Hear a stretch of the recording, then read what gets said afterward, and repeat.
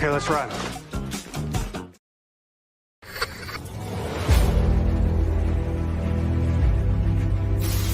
Your mission, should you choose to accept it.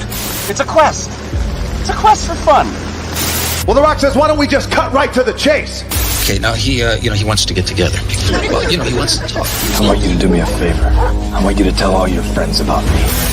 It's showtime, folks! What are you? I'm...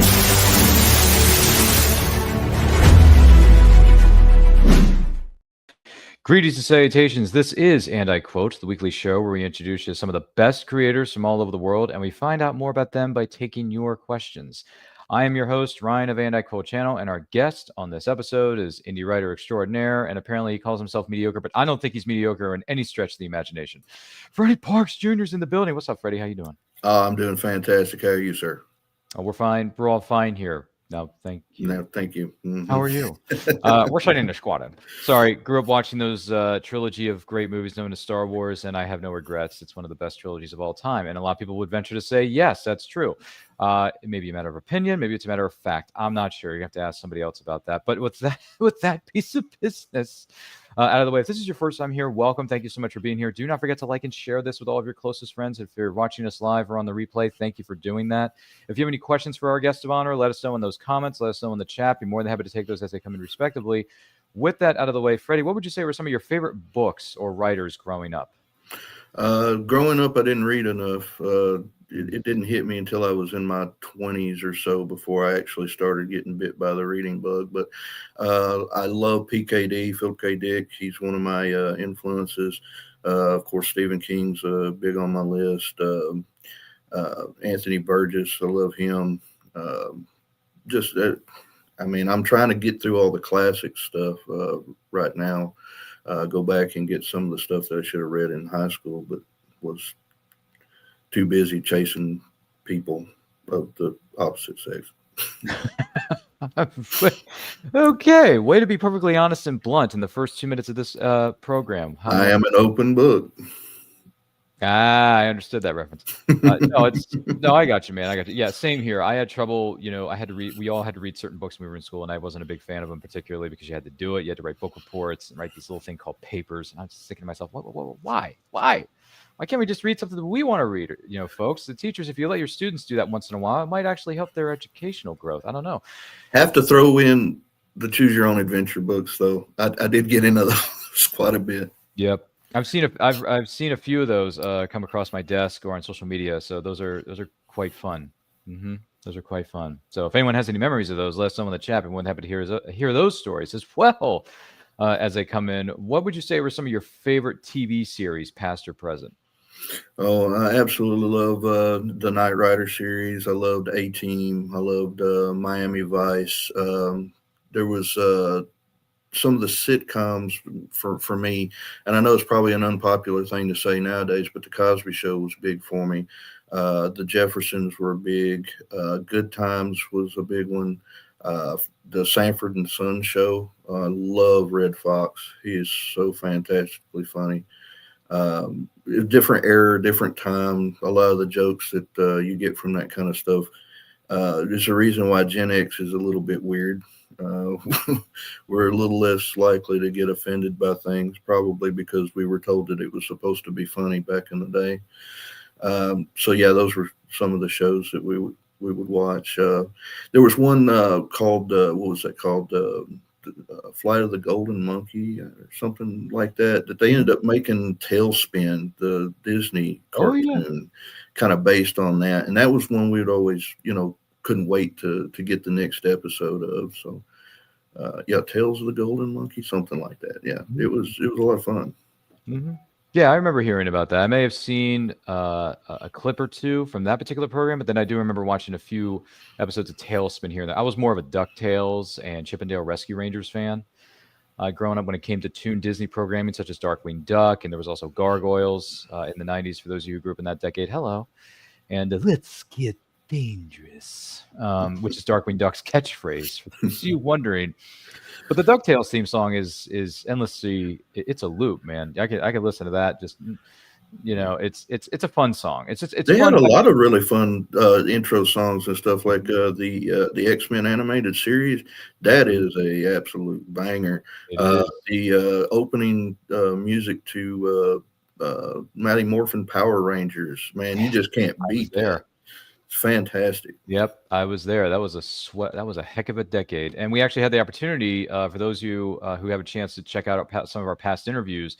If you go in the Power Ranger Nerds playlist on our YouTube channel, we actually had an interview with Ron Wasserman, the composer of the theme song for Power Rangers, as well as the theme song for X-Men and many other properties back in the 90s and so on and so forth. So feel free to check out that episode of And I Quote on the Power Ranger Nerds and also the And I Quote playlist when you get a chance after watching this incredible episode of And I Quote with the writer extraordinaire. See what I did there? Freddie Parks Jr. More plugs for everybody. What would you say were some of your favorite movies, past or present? Ooh, now see, you might as well ask me which one of my kids is my favorite. I'm a movie guy and I love my movies. I'm a big Tarantino, Robert Rodriguez fan, so anything that they put their hands on, I'm usually all about. Hot take is, for me, among the community of people who like Tarantino, is I prefer Jackie Brown and Hateful Eight over Django. I think they're better films all the way around. And I also prefer Kill Bill Volume 2 to Kill Bill Volume 1. But I'm a huge Michael Madsen fan, too, and I absolutely loved his portrayal of Bud in that. I watch a lot of B movies. I'm a Roger Corman fan. Buckets of Blood is one of my favorites. Little Shop of Horrors, of course. I love the original, but I also love the musical and the play. It's just fantastic storytelling. I also like old kung fu movies. I have a whole collection of them. Five Deadly Venoms and Super Chinese Ninja, or it's called Five Element Ninjas in the United States. Stuff like that. There's one called The Cripple Avengers, which is amazing. They're hugely entertaining. They're not meant to be taken serious, but the athleticism that's in it, and actually the storylines are pretty interesting too. If you get into them, they're not as shallow as what some might think. I think because it being an action film or whatever, they do a good job of telling the stories, and I think that's one of the reasons why Tarantino dips into that. For Kill Bill Volume 1, that is a lot of old kung fu stuff he was going into with the Crazy 88 and all that, and then of course in Volume 2 with Pai Mei and all that. So I love my westerns just like Tarantino would. I love my Good, Bad, and the Ugly is one of my favorites. Eli Wallach is one fantastic actor. I loved him in just about everything I ever saw him in. The Magnificent Seven, love Magnificent Seven. I like the source material for that too, which is Seven Samurais. I'm a Kurosawa fan. I love everything I've ever seen from Kurosawa. His storytelling was good. It was great, fantastic. His cinematography was wonderful. He did a couple that were he kind of got a little bit artistic with colors and sets and things like that. It really wasn't seen at the time, and they're fantastic. And of course, George Lucas loved Kurosawa. A lot of the Star Wars stuff, which you talked about earlier, he was inspired by stuff like the Hidden Fortress, which is a pretty good movie. Yeah, most certainly. And after you mention all that kind of stuff, it's true. It's true what they say. This is the way. This is the way. This is the way. It is the way. And the trailer just dropped this week for the Mandalorian and Grogu movie coming out next year in theaters. Did you see that trailer? I love this. I love the series, but I'm not sure about the movie. It's kind of looking to me like a long version of one of the episodes. Yeah, same here. I mean, a lot of people were buzzing on social media about that trailer and how great it was, and I'm thinking to myself, what? I watched a bit of a different trailer than you did because I'm watching these images just move. Mm-hmm. And there's, Mandalorian may drop a few lines here and there. Grogu's pointing at the camera or waving his hand at the camera, being cute and jittery. And I think that works really good for an hour or 30-minute series to follow along that the way they're doing that Mhm. guy whenever he's a puppet or whenever he's CG or whatever.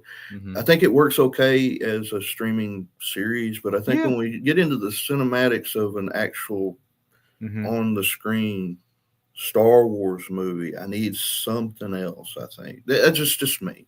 No. That's understandable. And like like I was saying earlier, I don't think the trailer really, for me personally, the trailer didn't wow me. I wasn't thinking to myself, oh, this trailer's great. Star Wars is finally coming back to the cinema after a 10-year absence or something like that. Well, not 10 years. It's been 7 years. So, but even it feels like 10 years. So it's, Well, we'll they see how left it us with a goes. bad taste in our mouth. A lot of it. I've warmed up to some of the Yeah. others, the Mhm. new ones. Mhm. I think they're the best thing that they did after the original 6. And I like the prequels. I'm kind of an apologist for the Okay. prequels. I like All them. right. They're not as good as the original trilogy. Don't get me wrong. I'm not saying Mhm. that, but I do enjoy them. I didn't enjoy as much the other 3, but Rogue One was where I think So they good. should go with the franchise. Mhm. Give us new characters. Mhm. Give us things that we understand and can get our teeth into. Let us explore. I mean, we've got all these galaxies to explore. Let's explore them. Right. And that's one of the things that I hated in the Mandalorian series when they brought Luke in. I didn't like that. I thought they could have brought Ezra in or somebody else. Or Zeb. Yeah, Zeb, that would have been fine too. Just bring Mm-hmm. somebody else into this that's not Luke Skywalker. We've got enough of him. We get it. I get it. Yeah. Love it. That was fan service, but it didn't actually meet what my expectation was. Wow. I actually wanted Ezra is who I wanted to see. Mhm. Because we could have explored his Connected character Rebels. more. Right. Yeah, I it love would've- Rebels. I Yeah, think that was a that's good show too. one of the best I saw it. properties within that. Yep, all 4 franchise. seasons. Solid show, great cast. Well, and they actually have a podcast going on right now called Pod of Rebellion, where 3 members of the original cast go back and they watch all the episodes and then they share their thoughts on what it was like making those episodes with the audience. So if you ever get a chance, Freddie, feel free to check out Pod of Rebellion on your what do you call it? Spotify or Apple Podcasts, Google, however you go about your podcasting platforms, it's available on there for free. So you can check out Pod And of it does, Rebellion. Rebels does what Rogue One does. It gives us another set of characters that we can care about. Different stuff, different environments, different species. Why this galaxy means so much to so many different people, and why that people fight the way that they do. So it's very, very good to me. For sure. I mean, it's in certain elements of Star Wars, very, very good to me. And one of the things that Star Wars inspired me to do was start reading the books, whether they're canon or non-canon. The legends, as they're called, the stuff that's not part of canon, it's called legends. I don't care. Story is a story. I don't care if it's connected to the canon or not. I don't care. But Star Wars Master and Apprentice by Claudia Gray, that's a great one-off story, right? There's Star Wars Dark Disciple, which was a series of episodes that was originally supposed to be on the Clone Wars, but they couldn't fit it in, so they made it into a novel, and I think that was great because the novel is fantastic by Christy Golden. I mean, there's some great books out there centered on the Star Wars galaxy, and I feel one of the things that I've mentioned before on different programming here on And I Quote and other shows I've been on is that Star Wars needs to start taking their P's and Q's from the writers of the books, because the books are fantastic. I don't know if you've had a chance to read some of the Star Wars books here, Freddie, but they're really, really good. I've heard that. I haven't read any of them, but I do know that there's a whole lot more you can do with a novel than you can on screen, and that has a lot to do with money too. So much. My sister is she's got a master's degree in screenwriting. She got me into screenwriting. I've written 10 screenplays myself, and I'm working on a few more. One of them is an adaptation of one of my novels. But the thing about it is that when the heads of the place start getting involved, whenever the studios start getting involved and say, no, we need a cash grab, we need this, and fans like that, we did a poll, and people like this, and they don't like that, they remove the ability to give you a piece of art that it actually tells the story that you intended to tell.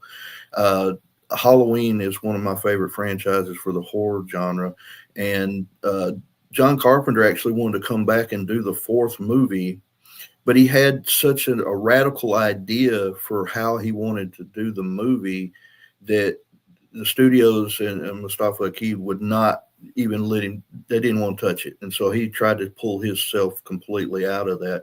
But basically, what it was it took Michael. He was taking Michael Myers and making more of a ghost entity within Haddonfield, and that it was the people were being afflicted by this fear, this fear of this ghost entity, rather than making it a physical person. So he was elevating his story and elevating the art behind it. But they were like, no, everybody just wants to see, some big-breasted virgins getting stabbed, or not virgins, but big-breasted women getting stabbed because they're not virgins. And he got out of it. But that's the kind of thing that happens it happened to Star Wars. You can see those last three movies, you can see where they had an idea, they had a very clear direction, and then it just stops abruptly, in my opinion. This is what it looks like to me. Toward the opening scenes when Kylo Ren stops that taser strike in midair. I watched that in the movie theater, and everybody in the movie theater was like, wow, we've never seen anything like that. We saw Darth Vader deflect them, but never so powerful as to stop that strike in midair and leave it hanging there until he just was done with it. That's power that they were trying to show in this character. And then they have him beat up by two novices. And I know that's kind of a hot take. People say, "Oh yeah, they're force sensitive." Whatever they were, but they had no training. This guy trained under Luke Skywalker, who at this point in the lore was supposed to be granddaddy. So somebody got involved in that and said, "No, we need this to go this direction," rather than just letting him be this menacing thing. Which would have been so much better, in my opinion. Then they tried it again at the last movie at the very beginning, whenever they just let him go ham, and then they start softening him as you go, which I understand what they're trying to do with the character growth. But you should have done that earlier. They should have let the first two movies let him just be wrecking everybody. And then as he starts to try to get closer in touch with his self and have his character growth and rediscover love, or whatever it is you're trying to say he was doing. The love story between him and Rey was kind of forced, in my opinion. Didn't make any sense. They were supposed to be connected. Yeah, I get it. But they didn't establish that, and it wasn't earned, in my opinion. They started trying to do something with Ren and Finn, and just kind of ignored that. And then they brought in the other young lady and wanted to maybe do something with her and Finn, and forgot about it. And then you got the Poe thing. I don't know. Yeah. Welcome to the dissertation of how not to do things appropriately in Star Wars. This is hosted by Freddie Parks here on this episode. I'm sorry. I didn't mean to get off on a tangent. Hey, it happens sometimes on these programs. You've watched our episode. You've watched this YouTube channel before, so you know how things can go, one way, and they should be going the other. I'm sorry. It happens, and it's okay. We appreciate it all the same. Once again, this is And I Quote with Freddie Parks, aka the dissertation of Star Wars. Don't forget to like and share this with your friends. If you're watching us live on the replay, thank you for doing that. If you have any questions for the guest of honor, or if you just want to dabble into something known as Star Wars that's been around for almost 50 years, going into 2027, I can't believe I'm saying that. Let us know in the comments. Let us know in the chat. One thing I do like to share with you is something we're doing new here at And I Quote channel and across the rest of our programs. There's a new feature on StreamYard that we use, and it's called QR code. So we're going to take this opportunity to post the QR code over here. I'm going to place it on the other side of the screen so you can see it a little bit more. So this QR code is going to take you to our guest or guests' social media links to where you can follow them and support all the incredible things that they're doing. So this is Freddie Parks' QR code. If you take your phone out right now and you scan that QR code, it'll take you to his link tree. Has all his links there. Check him out and check out what he's doing. And we'll talk a little bit more so about that stuff later on as we go throughout the course of this show. But outside of the craziness that is Star Wars and how they could be doing so many different things better instead of just going downhill. But we'll see how The Mandalorian and Grogu does in theaters next year for 2026. I'm still going to go and see the movie because I am a big Mandalorian fan. I like the character. I like the culture. I like the suit. I mean, who doesn't like the suit? And This is the way catchphrases can be used for so many different things in life. So we'll see how that turns out. But in the meantime, Freddie, what inspired you to become a writer? Well, I've been writing off and on for a very long time. I started trying to play with some stories back in high school. In fact, in one of my computer classes, we had to it was just a typing thing. So I just had to type up, a page or two of something to give to the teacher so she could grade my typing skills. But I had made a list of books to write in the future. It was like how to cook elephant, what to do with leftover elephant, 12 steps for embracing your insanity, 10 things to do with bacon grease, just random stuff like that. So I was trying to play with my creativity at that point. Back in the 2000s, I had a kind of a shift in my lifestyle, and I became a minister for a while. So I was doing a lot of writing with that. I was writing sermons and teachings and things of that nature. So I really started branching out, and I started realizing that a lot of people don't want to hear a lot of factual things. They want the facts, but they want it given to them in a way that they could have entertainment with it. So I started writing a lot of Christian fiction and parodies and things of that nature. And then I kind of shifted away. I actually wrote a 250,000 word novel that's holding up a corner of one of my bed here in the house because it'll never see the light of day. It's horrible. My first journey into writing, I taught myself everything. I'm not college educated. I've got my high school diploma, but that's it as far as formal education. And that and my law enforcement certificate from SAU Tech, but I got that for going through the academy, so I don't count that either. But it wasn't until I had to step out of law enforcement for a while to get my head on straight. You can get your head in a bad space whenever you work, a decade plus in law enforcement, and you're dealing with the hurts and pains of so many other people and not dealing with your own, and sacrificing a lot of your own personal life and space to have to try to reconcile all these other things that are going on that shouldn't touch you, but you can't help but let it touch you if you actually care about the job that you're doing. So I had to step out for a little while, and therapy wasn't something that would cut it for me. The lady that the department tried to send me to I think heard more of her issues than I heard of mine. So I felt like I was still at work at one point.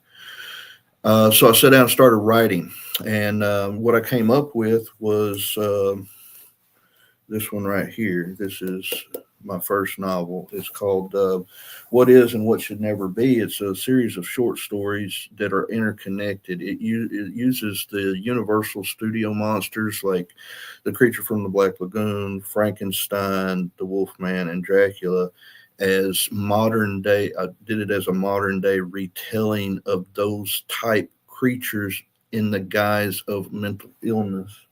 And it was helping me to deal with some of the things I was going through, my anxiety, my depression, my anger at things, my absolute inability to reconcile the fact that I wasn't doing the job that I felt like I was made to do anymore, and the feeling of defeat and failure that rolled all over me because of it.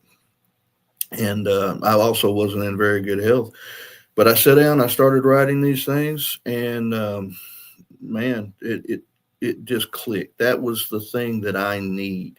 I need to write. I need to put these ideas down, and it's not just about entertainment for me. I get to say a lot of things that I necessarily can't say to someone and them understand me, but I can do it through a guise of a story, and it's okay. People accept it better. So it's just a way for me to be able to bleed off all these horror. Then that's why I write horror and science fiction. I'm not writing romance novels. I'm not, because I'm not a romance. I'm not a romantic. Well, I guess I kind of am, but I don't. I'm a single guy. I don't date. I stay away from that. I'm done with that. I had my first marriage was 20 years. My second was 3. That's plenty. 23 years of marriage is fine for me. But that's what really sparked me to do what I'm doing. Since 2023, I've written 10 books. Actually, it's a little different than that because I wrote the 10th book that I just published. I actually published under a pen name, Pepples McMurphy. I started it as a joke. I wrote 3 novellas under that name, and I put them all together into one book. So since 2023, I've put together, 14 titles, and I'm about to finish another one in the next 2 weeks. Hopefully, I'm in the last stages of it. Wow. Goodness gracious. Well, congratulations on all of that. And thank you for being so open and honest about some of the things you've struggled with, and also what has brought you to this point of being a great, being a writer and putting things down on paper or a computer screen. Some of us don't write with a scribe. Is it, Well, I can't either. And when I say write, it's not with a pen and paper. I have a mental block about that. Really? I have to have a keyboard. I can't hardly sure. come up with anything whenever I've got a pen in my hand. It's a weird thing because it's the same thing. It's ideas through your hand into whatever, but I have to have a keyboard. I have to have something click, click, click, click, click, click. I have these little notebooks here. If I come up with an idea for a story, I just take a pen and jot it down here. But then again, if I feel like writing down but then again, these are small, and I just gotta, like I said, Freddie and I were talking about this backstage. If you're familiar with BobbyNash.com, he's an indie writer from the great state of Georgia. And he writes crime fiction, and he dabbles in a lot of different genres, but crime fiction, spy adventure. He does write Western horror. He's got a series of Western horror books called Dante's 10th, Dante's Reckoning, and what was the third one? Dante's Rebirth, I think it is. Feel free to check him out at BobbyNash.com. It's a great website. Great guy too. Yeah, and he has these things called writing journals, and he says on the front of the journals, it says it's word slinging time, a writing journal. Now this comes with X amount of sheets of paper, and they're lined, which thank goodness they're lined, because I can't write on anything that doesn't have the lines on it, because otherwise it won't keep me organized. I won't be able to keep things straight. But if I feel like writing something, I can write it, but after a few minutes, maybe even 2 or 3, my hand starts to get tired and cramped. So that's why it's easier for us to write at a keyboard. So, it's not as much stress on the hand muscles, fellas. But that's just me. I can't speak for everybody in the world. Some people do write on a legal pad and a pen and paper, and that's fine. Listen, there's no right or wrong way to write. It's depends on the person, depends on the writer, and what kind of stories you're dabbling in. But no, I appreciate that, man. And that book you held up earlier, I hope to get a copy of that. I'd like to read that at some point for sure. It's rough, man. It's my first one. I didn't have any idea what I was doing as far as formatting, and I didn't have anybody to help me with proofreading, and so it's rough. But I think the stories come through, which is my big thing. Is I consider myself a B-tier writer, grindhouse type thing, if you understand what I'm talking about. I write a lot of schlock and a lot of really quick stuff. I can knock out a novel generally in a month or 2 if things are going the way they need to go. Cascade, the one I'm working on now, is a pretty it's a more involved type sci-fi where I've had to create a lot of environmental things, and that creates more of a slog when it comes to making sure you don't have any loopholes or anything like that in it, plot holes, excuse me. But everything I write, even if it's B tier, it's got some heart in it, and they all come to a point where they have a theme, and I never know what the theme is going to be until I actually get into the book. I don't plan a theme. It turns it like Sigh. I had one sentence come to mind as I was waking up from a dream, and that turned into a novel, and it ended up having the theme of, being kind to one another, not,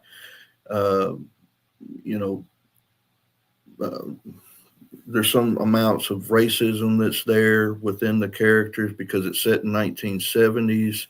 and it's not like white black type stuff. It's more like Irish and Italians and stuff, because I've created a whole mafia thing in that anyway.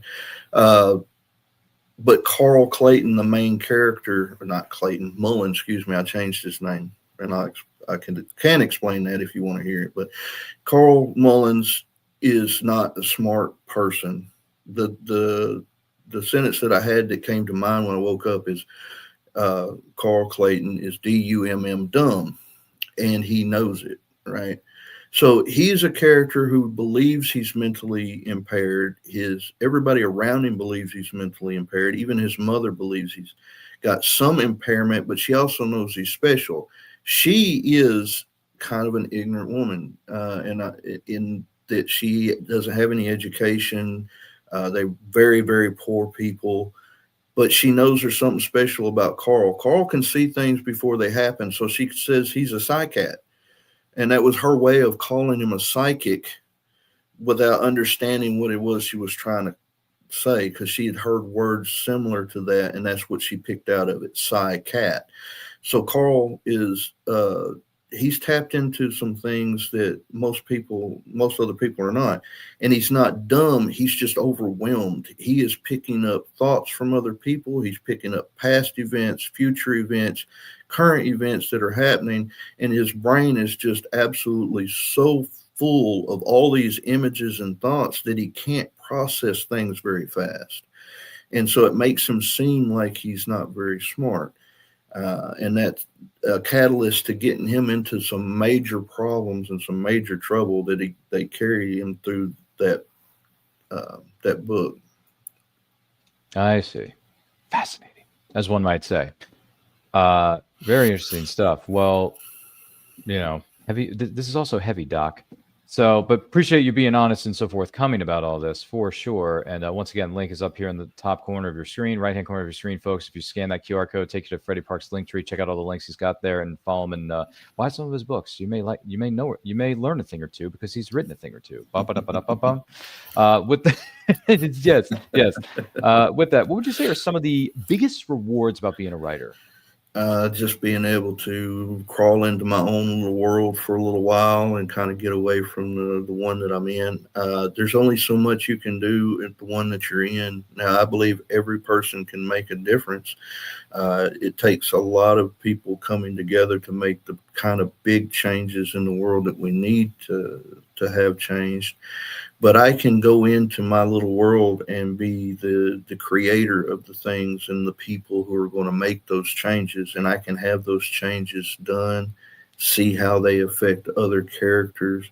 I try to allow everything to be as organic as possible. Anytime I start trying to shoehorn an idea into a story, it slows things down, and I usually end up having to take it out, throw it away. I've got to let things just kind of flow out of my brain and into the page for it to actually work. Bukowski said, if it doesn't flow, if it's not flowing, don't write it. Just let it go. We have a tendency to go, oh no, I want to fight that though. I want to fight the direction the story's going. That's not what I had in mind to begin with. And it may not be. It may be for another story, another book, another short story, another play, another screenplay. It may be for something else. But we have a tendency to try to force that in. No, I want Carl to do this. I want him to get to this point. And how do I get him to that point? And Carl doesn't want to go there. Carl's got his own path through the story that you're telling. That you got to allow it to take shape.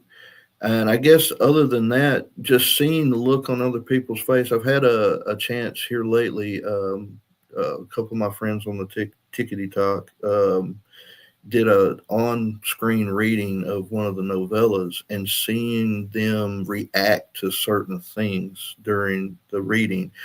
When there was a joke, they laugh. When there was something shocking, it was a gasp. Seeing that they get it, that we're all on the same page, is so entertaining. I had recently, I had entered a play competition in Tyler, Texas, which was a new play competition. And I accidentally won it somehow. But they did basically a table read of the plays that were in contention and allowed the audience to vote on who would win. And seeing somebody take my work and act it and put it out here in the world for everybody to see floored me, man. It just absolutely did. Seeing people laugh where they're supposed to laugh, cry in areas where they were meant to cry. It's very rewarding. It edifies you as a writer. It shows you that, yeah, you're doing okay. You're not Steinbeck, and you're not Philip K. Dick, but you're who you are, and you were able to elicit a response, an emotional response from another human being through the feelings and the words that were inside of you to begin with. And that's the thing. In that first book that I showed you there, there's a character called Little Becky, and I got so much feedback on Little Becky. And I won't tell you why I got feedback on Little Becky in case you do want to read it. But yeah, no spoilers. Yeah, that was the thing. If people start, my friends and family who are reading the book start sending me text message going, "Hey, Little Becky," and something like that. It's just those responses that other people can have to your writing. First and foremost, you have to write for yourself. First and foremost, you have to be able to let your art come out, your frustrations, everything you're going through, put it on the page so that you can get the therapy from it. You can get the catharsis from it. After that, seeing other people get catharsis from it, that is, and a lot of times that's actually better than what you do for you. Just don't ever, and this is just my opinion, and this is what I tell other aspiring writers, don't write for a specific person, audience. Like, don't go into it thinking, well, smut's big right now, so let me just go in here and just write nothing but spice. If you write spice, write spice. But if you're trying to chase a trend to try to get, try to make money, specifically just for the economics of writing, which for me, there are none. I think I made $10 in the last 3 months on 10 books. That's collectively. If I did it for the money, then I would have already shifted gears and gone in another direction. But I got to do this stuff for me first. And then if you get it in your hands and you enjoy it, so much the better. He's right, By the way, Alan's in the chat. He says, I was at the event. It was no accident that Freddie won. Thank you, Alan. Yeah, Alan, they came in, they drove about 2 hours to come watch that play, and I was super stoked to have them there. Alan and his wife. She's an independent writer as well. Really? She writes under the name Simone Sanders. Is it Sanders? Anyway, she writes trauma, romance kind of stuff. She's very good. She's got one out. I think Trust Fall is one that she's got out. If you like that kind of thing, please go in there and check her out. I'm trying to get her convinced to send you an email and get set up. Come talk to you too. That was going to be my next question. Do you think she'd be interested in being a guest on, and I quote, the greatest podcast known to men and women around the world? Well, tell Alan there, who is her husband, that he needs to get on her about sending you the email. And Alan, tell her to drop us a line. There you go. There it is. Go and do it, Alan. Do it. In the words of Nike, just do it. Just do it. Hashtag not a sponsor of this show, which, by the way, this show is going incredibly well for someone who likes to take us off the rails at one point or another and talk about Star Wars. But other than that, this is And I Quote. Don't forget to like and share. If you're watching us live on the replay, thank you for doing that. If you have any questions for Freddie, let us know in those comments. Let us know in the chat. And thank you, Alan, for chiming in here in the chat just a moment ago. On the opposite side of the fence, though, what are some of the biggest challenges about being a writer? Probably for a lot of writers, it might be time, but I'm a single dude and all my kids are grown. So if I want to sit and write for 15 hours, I can. Part of the challenge to that is actually being able to sit and write for 15 hours because there's so many distractions in the world. If you can find a spot where you can go sit, and I throw my music on, throw my headphones on, and try to disconnect. But there's a lot of things, especially for an independent author. An independent author, we have to outsource and get we're at the mercy of a lot of good angels that are friends and family that can help us to do proofreads and arc reads and things of that nature, so that we don't have to pay to do it, because the money is the way I'm published. There's not a lot of money in it. Okay. I don't go through a traditional publishing company. Going to a traditional publishing company, it's kind of like there's a million really good guitar players in the world. Now go try to get a contract with Columbia or somebody, because it's just not going to happen that way. So for me to be able to get my stuff out there, I had to go a different route. And actually, I haven't even dabbled too much in traditional. Eventually, I probably will, but it's not going to be anytime soon. But as an independent writer, the challenges are finding somebody to help you edit, proofread, and make sure that you're not putting crap out into the world. Marketing is the hardest thing, especially for someone like me. Mediocre extraordinaire is that's not just a funny thing. That's me, because I know a lot, or excuse me, I know a little about a lot, but not a lot about anything. I'm one of those people who likes to reach out there and soak up different things, but I never become an expert at anything. And so I never feel like I'm worthy of anything. I've got, let's see, my third book is actually a memoir. And you're not going to be able to, because it's backwards probably, but it says here, Nothing Man, the joy and pain of mediocrity. Mm-hmm. Wow. Okay. Talk about being blunt with the audience. There you go. Yeah. I mean, well, it's the thing is that it's, I know my lane, and I try to stay in my lane, but a lot of people will read this thing and go, well, that's a lot, dude. You've done a lot of stuff. There's a story in there about, while I was being babysit, the babysitter's mom got, kidnapped at gunpoint while we were in the house. It's just one of those weird things. Not everybody has had that happen to them. Jeez. I'm a police officer, and I worked the streets for 11 years. So I have a lot of stories and things that I've done there. So I don't shy away from the mediocrity type thing. I know that I'm always just about mid-level, but and that's another thing is, when I talk about marketing being a big problem, being an author, is I have to say, yeah, spend $20 on my book, or spend $15 on my book. You'll love it. I hope. Maybe you might not, because I'm not that good. But I do have stuff on ebook, so that's cheap, and if you're a Kindle Unlimited, it's free. So hey, there you go. Well, there's that. There is that format. And by the way, Alan goes on to say, Freddie sharing the spotlight. She writes under the name Simone Sumner, more specifically. Now back to your scheduled dose of Freddie. Have you dabbled in broadcasting or podcasting there, Alan? Because you have a way with words, Alan. So, he can sell you some insurance too if you need some. No, I'll have to keep that in mind. Thank you, kind sir. And thank you, Alan, for chiming in there in the chat once again. Gee whiz. What other pieces of advice would you offer to aspiring writers out there?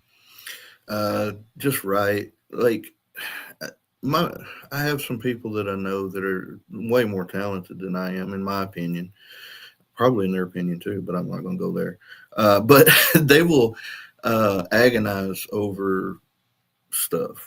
Agonize over a paragraph, over a sentence, over a word, and just slow their process down to where they kind of get choked on what they're trying to say, what they're trying to share with the world. Just sit down and write it all out. If it's not right, if it's not good, you go back and you fix it. My process is to just write the whole thing down, get it on the page, and then edit and fix. Because if you don't get it on the page, there's nothing there to edit and fix, and it's no closer to seeing daylight than it is, just stuffed in your brain. So we get kind of caught up in, well, I don't know that much, and I'm not very good with grammar. I'm not very good with this, that, and the other. But you don't have to be. Being minimalistic in your descriptions is not a bad thing for a lot of stories. And in fact, some stories are hurt by people trying to get a little too flowery with their wording. Just give it what it is. PKD could do prose, but a lot of his stuff was just bland. I'd say bland. It was just straight and to the point. So just put everything down on the page and then go back and read it. See how it makes you feel. Read it out loud. Have someone else read it out loud. Listen to how it flows. Listen to, okay, there's a word there that I would like to change. I would like that to be a little bit better, a little bit more descriptive. So let me go find the right word for that. And you can fix those things. You can fix anything that you build, but you have to build it before you can fix it. Very true. If you build it, he will They come. will come. That's right. Well, it's actually people say they will come, but it's actually the correct wording of the law. I'm sorry, I'm one of these guys. He will come. He will come. If you build it, he will come. That's what they say in Field of Dreams, folks. And if you've never seen that movie before, you're missing out because it's one of the greatest movies of all time. Definitely treat yourself, because if you do build it, he will come. All right, just shoeless Joe Jackson. And if you build it and I show up, yeah, even more extraordinary things will throw happen. it away. No, I wasn't going to say throw it away, Freddie. I wasn't going to say throw it away. I was going to say more extraordinary things will happen. Freddie Parks and Shoeless Joe Jackson comes to Iowa. Yeah. Yeah, I'm going to write about it. You're going to write surprise from Arkansas. Here's a watermelon from Hope. Exactly, but yeah, it was a combination of that and maybe something else. I don't remember, but it's a valid point. It's a valid point. Very good stuff. See, you're not, man, and this is another thing. In my opinion, now granted, I may not have read any of your materials yet, but I will say this. To me, you're not mediocre. You know, this is an expression I use with a lot of people, and I say this to them as a form of encouragement. So this is a form of positivity, not negativity. But Freddie, you are so money, you don't even know it. Honestly, I'm telling you, you're money. Yeah, well, I tell you what. Tell that to my creditors and to my light bill. And hey guys, I'm money. Don't worry about it. It's coming. Well, it's just, you know what I mean. Yes, I do. I'm giving you and I appreciate you saying that because I'm not going to say it to myself. No, it's what the hype man is for. That's right. It's what I'm here for, brother. Just throwing it out there. So to give everyone a bit of an idea of you as a writer, some examples of your work. What exactly is the Sigh cat, and how did that come about? Okay, so I woke up one morning and I said, Carl Clayton is D-U-M-M dumb. And that was like, well, why is Carl Clayton dumb? First of all, I'm going to have to change that last name because I actually know somebody by that name, and I don't want them to think I'm talking about them. And I wasn't. It was just one of those weird things. So Carl Mullins is a man who is, it's hard for him to think clearly, cognitively, or quickly. And the reason why is his brain's clogged with a lot of things. He is getting information from the future, from the past, from the present. He's picking up on other people's thoughts. And it's too much. He's overwhelmed by it. Growing up as a kid, he didn't know what that meant for him. And his mother, who also wasn't super sharp, she didn't have any education. She'd never gone to school. They were very, very poor people. She had heard a word that to her sounded like Sigh cat. And that's what she told him he was, because she noticed that he always knew when the landlord was going to come early for rent, or he knew about Mr. So-and-so who was going to walk across the road and get hit by that car. But and knew about it before it happened. So she believes that he's a psychic. He's so much more than what a psychic would be, but that was the way she could understand what she wanted to tell her son about himself. And she dies very early in his life. He's, I believe, 12 whenever he goes to the orphanage. He gets picked up and adopted by a organization.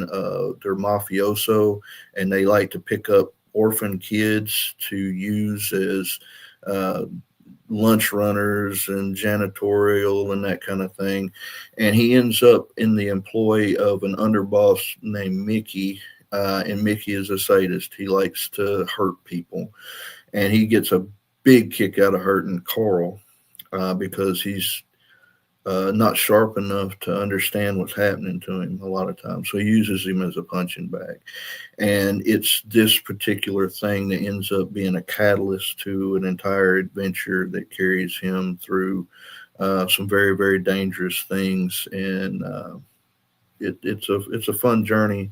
It's one of my favorites. It's the first book that my stepmother pulled me aside and said, "Freddie, this is what you would buy in a store. This is good." And so it actually ends up being a part of. It's not exactly a trilogy, but I tend to keep all my novels in the same world, and there are elements from Sigh that began in my second book, which is called The Resolute Society, and actually.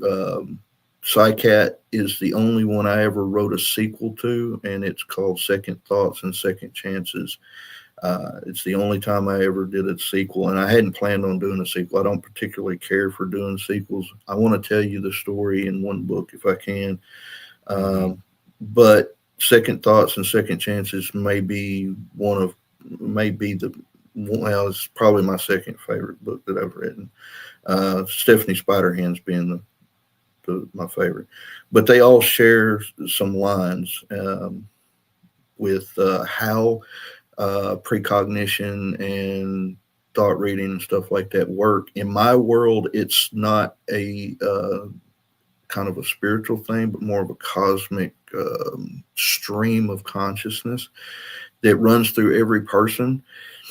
And some people are more open to being able to accept it, understand it, or it actually kind of leaks into their consciousness like it does with Carl. Carl isn't necessarily, he's kind of a lightning rod for it in a way, but more like he's a break in the dike that for that stream to go through all people, and it leaks into him more than it does anybody else, and it creates some antics for him to have to deal with. Extraordinary. You don't like writing sequels. You want to keep things to I'm in that. I believe that too, man. If I can read something that's a standalone and not have to do too much homework or too much, I'm doing all the legwork. What legwork? Oh, there's legwork. That's a good day at the office for me. And I made sure that what Second Thoughts and Second Chances, I put an argument in it like Stephen King did in some of the Dark Tower stuff. That way you can just pick it up by itself and read it, and you can pretty much follow everything and anything that there's you're not going, well, who the hell is that? Because I bring a character, his name is Tom Sawyer. He starts in Resolute Society and finishes in Second Thoughts and Second Chances, or maybe he has a cameo in Cascade. I don't know.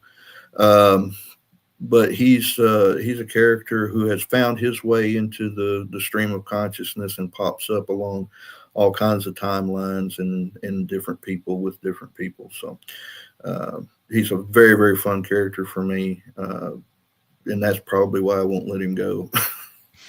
I mean, it's funny you mentioned Sawyer because it's one of the. I mean, obviously Tom Sawyer, the original character from Mark Twain, but one of the other characters that comes up as Sawyer from the TV series Lost. And here I was thinking I was going to get a good night's sleep.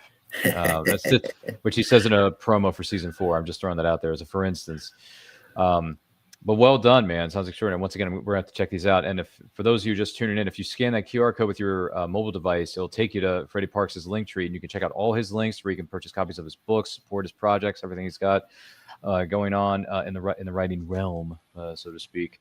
Another example we'd like to share with you, if we could, thrilling pulp tales of crime horror. Boy, this sounds like just a teeny weeny little drop of boy is that. So how did this come about, and what exactly is this, and how did this come about for you?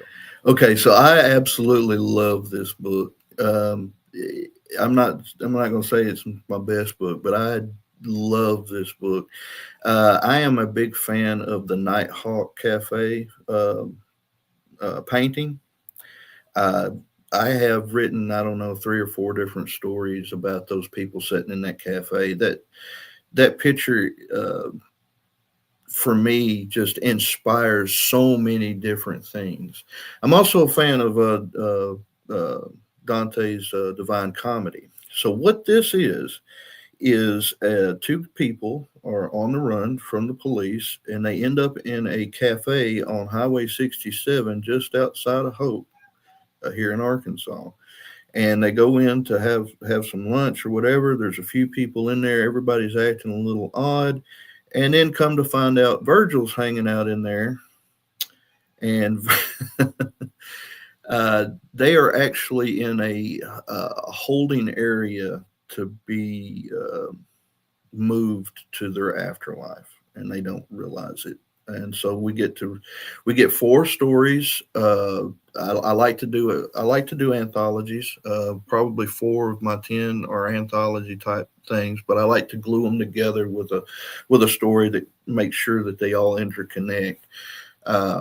So these 2 people end up having to see through the eyes of the other people who are in there waiting, so that they understand why they are there, because they don't know why they're there.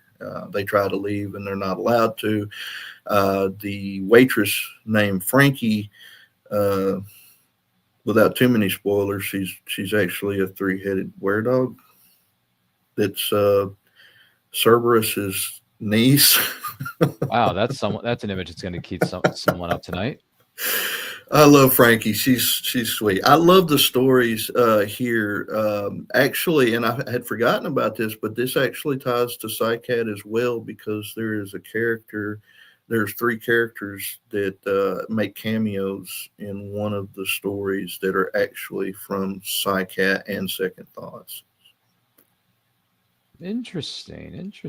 All right. Well, at first you had our curiosity, but now you have my attention. So there's a throwback to Tarantino for you a little bit. Absolutely.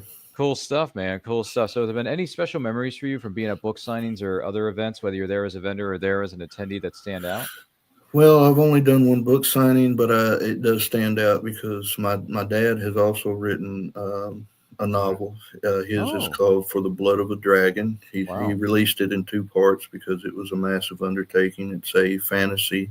It's about shape-shifting creatures that have a society, a hierarchy even within their societies.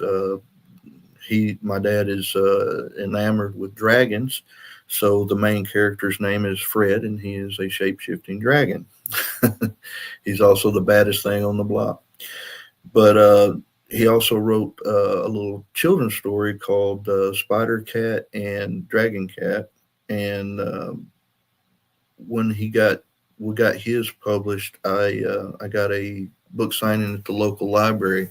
One of the things, and let me encourage all you independent authors out there, please do this. Whenever you publish a book, take one and donate it to your local library if they'll take it. Most of them will. I have a whole shelf now. But take to your local library. And another thing is, a lot of your local libraries will allow you to do book signings and not cost you anything. So that's what happened here in Hempstead County. I was able to get with the Hempstead County library. They gave me a couple hours to set up and move my books and do some signings for my books. So that was something that I did with my dad, because I probably wouldn't have done it myself. But it was something I wanted to do for him. I wanted to give him an opportunity to get out and meet people and show people his books, because he's like me. He's not out there actively marketing things the way we need to actually catch fire in this industry. But I had a lot of people from the community. I've worked in some kind of public service in the community most of my life. So I know a lot of people, and so a lot of people came in, and the book signing I did for that was my memoir, and I've probably sold more of my memoir than I have any other book that I've got, and I think it's probably the least interesting thing I've written. Well, maybe because it's about my life, and I wouldn't consider that to be interesting to anybody but maybe my kids, which is why I wrote the memoir to begin with, was to leave something back for the kids so that they could, if something happened to me, they would have some of these stories that they could share with. But yes, that was a great day to be able to share that with my dad and for him to meet a lot of the people that I knew and move a couple books. Oh, that's cool, man. Family supporting family. That's very important in this life. So, well done, well put together for that. Do you hope to attend more book signings and book festivals somewhere down the line and maybe do a little bit more tabling? I would. The thing is again, independent author. I have to buy all my books and stuff and have them ready, and I need to be able to. I've got 10 books. I can't at this point in my life. I can't buy 10 of each and have them ready to go for a show, especially not knowing whether I can move them. But I would maybe for Homer Allen, which is the latest one that I produced, which is a straight horror.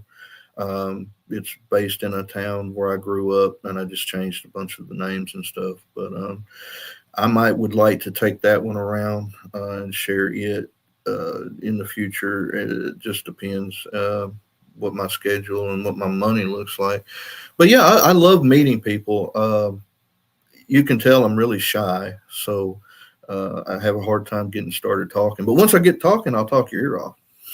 Yeah, you did it earlier about Star Wars and how they need to course correct and make things better for all the fans out there because they've made so many mistakes with those last 3 movies and this Mandalorian and Grogu thing. We don't know how it's going to turn out. I'm not trying to be the Debbie Downer of it, but it's just the trailer didn't really do much for me. I feel like I was just watching previews for an upcoming episode rather than a movie. And the other thing was Sigourney Weaver's in this movie. She's been sci-fi royalty for 45 years. Yeah, even longer than that because it's going back to 79's Alien. So it's like, if she doesn't have a pet alien in this movie, I'm not going to want to watch. Well, maybe she should have a pet xenomorph, and then that's what I'm saying. Star Wars carries it around on it's got a dog leash on it. And she's walking it around. Yeah. That would be a nice itty bitty little crossing of the streams. Even though Egon keeps telling us don't cross the streams. There's an 80s reference there for you. Absolutely. Great movie too, by the way. Ghostbusters, love it. Exactly, baby. I mean, honestly, Freddie, that's a big Twinkie. It's like, come on, man.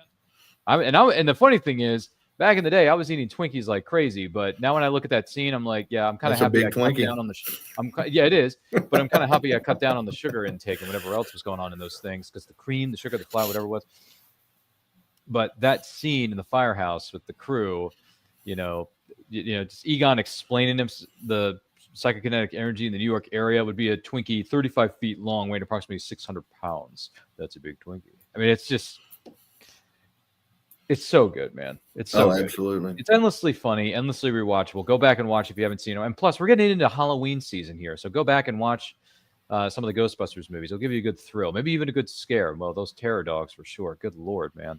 Rick Moranis, man. You can't say enough about Rick. Yeah, and he's coming back. Yes. After all these years, he's coming back for Spaceballs 2, The Search for More Money. Mm-hmm. Which is actually going to be filming here pretty soon. So awesome. Yeah. They posted they parodied the cast photo of the script reading from Force Awakens with a script reading of Spaceballs. Did you see the photo that came out on social media earlier this week? I did. I was like, hey, they're parodying what happened with Force Awakens when J.J. Abrams had the entire cast do a round table read through of the script. Which is, by the way, that was pretty cool when J.J. Abrams posted that. I thought that was one of the best. People were buzzing out of their minds. But I like JJ. He does some pretty good stuff. The Lost series was where I picked him up and started following him a little bit. I loved Lost, except for the last episode, of course. But I don't think that's a hot take. I don't think he also anybody did else cares for it either. Yeah. With Jennifer, very beautiful, doesn't age as like a fine wine Garner. Jennifer Garner, if you're watching this, you're beautiful. You're incredible. You're a great actress, and you haven't aged a day since 2000. And I want to know if she's kin to Julie Newmar, because if you put 2 pictures together of her and Julie and tell me they don't look like sisters. Huh. I didn't even think of that, but Julie Newmar, that's going back to the original Batman series, wasn't it? Wasn't she Catwoman at one point? Yeah, she was one of 3. Yeah, 3 different actresses portrayed Catwoman in 3 seasons of that show. That's What's the matter? They couldn't keep the OG Catwoman under contract. What happened there? Well, I don't know. It might have had something to do with Frank Gorshin and Adam West and some of the stuff they were doing. But I won't go into that here. Maybe some of the behavior that was being displayed. I don't know, but we don't. I can't. I don't know. I don't have all the facts in front of me. I can't comment or speculate. What I can comment on is that you're witnessing an incredible episode of, and I quote with Freddie Parks, mediocre extraordinaire, as he likes to call himself. That's not me saying it. That's just it's on the tagline of our studio. Don't forget to like and share this with your closest friends. If you're watching us live on the replay, thank you so much for doing so. If you have any questions for our guest of honor, Freddie, let us know in the comments. Let us know in the chat. With that out of the way, Freddie, what author, living or dead, would you like to have a sit-down conversation with and have dinner with? Any author in the world. Either Mark Twain or Philip K. Dick. Wow. Any particular reason as to why you would pick those names out of the millions of writers? Well, PKD, of course, I'm a sci-fi writer, so he's a big time inspiration to me, and I feel a kinship with him. Not that I can write like him. I'm not trying to say that at all, but I do feel that there's a lot of things that ideas and thoughts that he had that I feel like I'm on that same stream of consciousness with him, and I would just love to pick his brain a little bit about some things. I'm going through the exegesis right now, which is it's fascinating, but it's a tough one to get through because it's just basically a lot of letters that he wrote to different people. Mark Twain, man, who wouldn't want to have a cigar and a bourbon with Mark Twain? The man had wit and charm just in spades. I just think he would be a fun guy to hang out with. I don't know that I would necessarily want to, get into his, writing theory or anything, but I just think, a smoky room and a bourbon in hand and sit back and just listen to him talk. I think it would be fantastic. All right, I can dig that. Favorite Mark Twain book? What's your favorite Mark Twain? I'm partial to Huck. I like Huck. Okay, Huckleberry Finn. Mm-hmm. Okay, yeah, I gotcha. We read. I think we read the book in elementary or middle school, which was one of the two, and then we watched the movie. And then there's many different iterations of it. There's like an original Huckleberry Finn movie. There's the Disney film Tom and Huck. Mm-hmm. There's a combination of both Tom Sawyer and Huckleberry Finn in those movies, with Jonathan Taylor Thomas and Brad Renfro playing. And the original was Mickey Rooney. It really was Mickey Rooney. Mm-hmm. Did his BFF Judy Garland make an appearance? No, I don't think Judy was in it. Man, because Mickey Rooney and Judy Garland, they were a dream team back in the day. And he was young. He was probably, 14, 15 when he did that one, if I'm not mistaken. Interesting. But my favorite Mickey Rooney, though, is actually the Midsummer Night's Dream movie that they made with James Cagney. Cagney? Yes. You need to check that out if you hadn't seen it. It's never great. Seen it. Yeah. I've never seen it. No. Oh, no, not Cagney. Oh, you dirty rat. Cagney is so good in this movie. Are you familiar with the Midsummer Night's Dream? Well, I'm familiar with the storyline, yeah. Okay, so he's one of the guys that's in the troupe of very bad actors that want to do the play. He plays the character that wants to play every part. Oh, let me play the woman, and let me play the lion, and let me play the wall, and let me play the moon. I want all these. I can do them all. Just put me in, boss. Put me in. Put me in, coach. Yeah, but he's already got the main part. He's got the Pyramus part, but he wants to play all the other parts too. Boy, and he gets turned into the jackass head.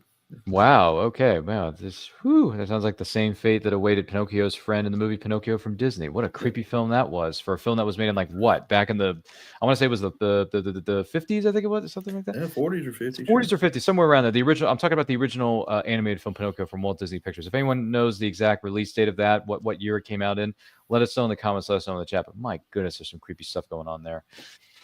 For sure. But hey, on a positive side of things, right, folks?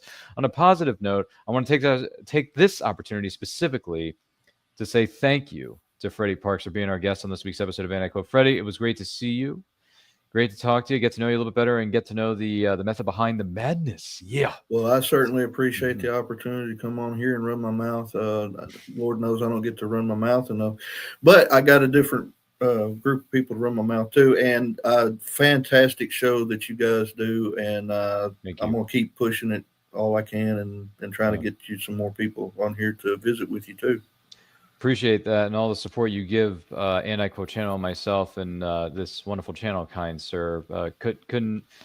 Support means everything in this world. Whether your friends or your coworkers or your supporters live in the same state or many miles away. So we appreciate it all the same. So Freddie, it was great to have you here. If someone wants to know more about you or buy copies of your ridiculously good-looking books, where can they follow you? Well, I'm on Facebook, TikTok, and Amazon is where all my stuff's at. If you'll just type in Freddie Parks Jr. there, you'll get most of them. The only other one is I've got a separate page for Pepples McMurphy, which is the complete misadventures of Harvey Wallbanger. And if you're into dark comedy, that's the one for you. I kind of broke out a genre and did something a little bit fun there. It's got a lot of meta elements to it, so check me out. Interesting. Well, yeah, if you scan that QR code right now, folks, that'll take you to Freddie's link tree with all the links there. You can follow him, check out copies of his books, Extraordinaire, and all that kind of jazz for sure. Well, Freddie, stick around. Feel free to grab some coffee and some refreshments back there in our non-existent green room. See what I did there? Yeah, this has been a fun episode of And I Quote. My name is Ryan of And I Quote channel. Follow me across all forms of social media simply at And I Quote channel. If you scan the QR code that we just replaced here on the screen, that'll take you to my link tree. It has all my links there where you can catch up on all the past videos of And I Quote, some interviews, some movie watch-alongs. Boy, do we watch a lot of movies, Freddie. We watch a lot of movies around here. It's true. I can't lie about that. But feel free to check that out. Also, we're on the road to 5,000 subscribers. Once we do, we'll throw a live stream celebration that will include special giveaways that you, the incredible person who is watching or listening to this program right now, are going to be eligible to win. Also, we have merch. We have hoodies. We're getting into that season. So we have hoodies, we have shirts, we have stickers you can add to your water bottles. We have coffee mugs, all kinds of wonderful things in our Redbubble store that are on sale right now. Links are in the social media bios. If you scan that QR code, once again, it'll take you to our Redbubble store for that. So make sure you check that out. Also, my short story, Wolf of the West, is available in the Western Tales Volume 1 anthology presented by Veritas Entertainment. And you can treat yourself and buy yourself a copy on ebook, paperback, and hardcover on the Amazon page, which is connected to that QR code you can scan with your device. All that stuff is there, so make sure you check that out. Thank you so much for making this show what it is and being supportive and all the comments, all the likes, all the shares, all that kind of stuff. We cannot do this without you. Do not forget to like, comment, share, subscribe. Ring the bell to be notified when our videos go up or they go live. And I Quotes on Saturdays, 12 p.m. Eastern Time. Movie watch-alongs are on Friday nights at 7 p.m. Eastern. And on Saturday, September the 27th, we're going to have at 7 p.m. Eastern Time, we're having the Writers Showcase. We're going to have a new roundtable of writers talking to us about the writing process, the ins and outs, the positives, the struggles, the things they can do to give advice to aspiring writers out there. Tune in for that. That's going to be a lot of fun. Freddie, I expect you to be there in the chat saying hi to some people and maybe even asking a question or two. You never know, brother. Appreciate the support all the same. Thank you so much. But thank you for being here. And all you got to do sometimes is, well, you can take a look. It's in a book, but you don't have to take my word for it.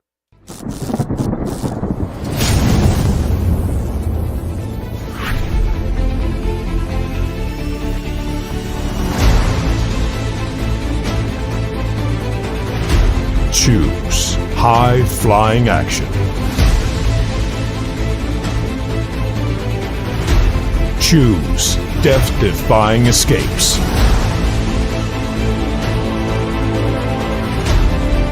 Choose spine-tingling thrills. Choose nail-biting intrigue. Now's your chance to choose the adventure. The Captain Hawkland Adventures. Available on Amazon.com.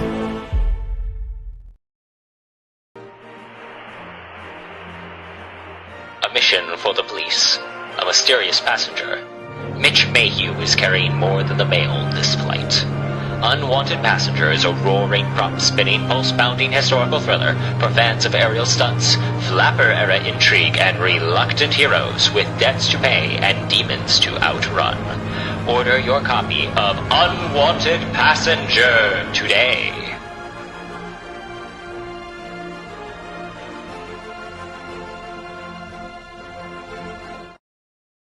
There it is. Luckily for you, you won't have to go through half of what I went through to get your copy.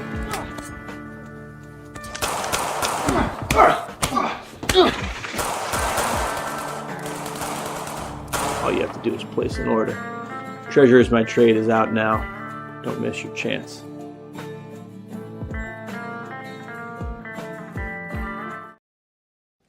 Good morning! Oh, and in case I don't see you, good afternoon, good evening, and good night.